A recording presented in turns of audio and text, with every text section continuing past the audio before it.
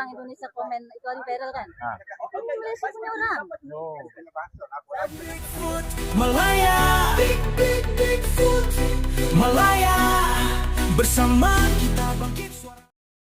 Tengoklah sendiri perangai puak-puak ni dalam menumpang dekat tanah air orang, ada hati pula nak buat kecoh dan tunjuk gangster. Kes dekat kampungan Kartebrau ini bukti jelas macam mana mereka ni pandai pusing cerita semata-mata nak selamatkan diri sendiri bila kantoi. Suka-suka hati je tu dua warga Indonesia tu tak ada IC. Padahal individu itu dah kahwin sah dengan orang Malaysia. Punyalah licik nak berprovokasi dan alih perhatian daripada masalah sendiri sampai sanggup buat tuduhan melulu dekat orang lain yang sah di sisi undang-undang. Inilah realiti bila golongan pelarian dan pendata asing ini dah mula rasa besar kepala. Mereka rasa macam dah menguasai kawasan sampai berani nak mempertikaikan status orang lain dan buat undang-undang sendiri dalam komuniti tempatan. Sebab itu kita tak boleh berlembu lagi dengan perangai acak-acak mangsa tapi sebenarnya pembawa masalah macam ni. Tolonglah ambil tindakan tegas sebelum mereka ini terus memijak kepala rakyat tempatan dan kedaulatan undang-undang kita.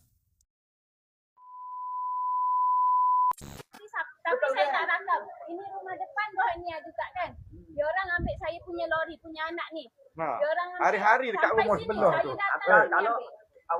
Okay, korang ni Rahim Kira Rahim ni kira orang kuat Rohingya kat sini lah. Kira wakil bercakap untuk orang Rohingya kat sini. Macam ketua kampung lah, ketua kampung Rohingya kat sini lah.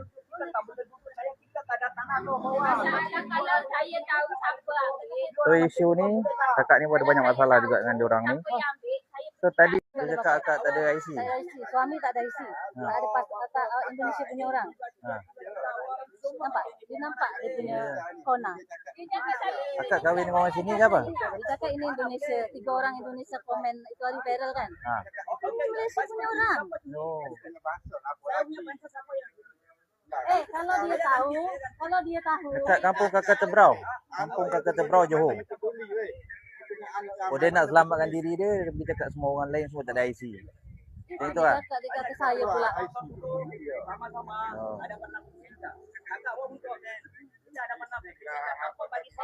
Saya tanya saja tadi, you cakap tak ada IC ini Indonesia tak ada IC.